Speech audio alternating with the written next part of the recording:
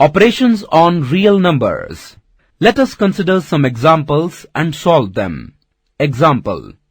Add 2 root 2 plus 5 root 3 and root 2 minus 3 root 3.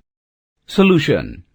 2 root 2 plus 5 root 3 plus root 2 minus 3 root 3 is equal to 2 root 2 plus root 2 plus 5 root 3 minus 3 root 3 is equal to 2 plus 1 into root 2 plus 5 minus 3 into root 3 is equal to 3 root 2 plus 2 root 3.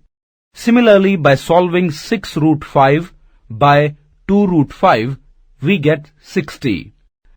And again by solving 8 root 15 divided by 2 root 3, we get 4 root 5.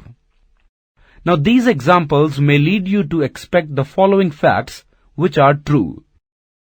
The sum or difference of a rational number and an irrational number is irrational. The product or quotient of a non-zero rational number with an irrational number is irrational. If we add, subtract, multiply or divide two irrationals, the result may be rational or irrational.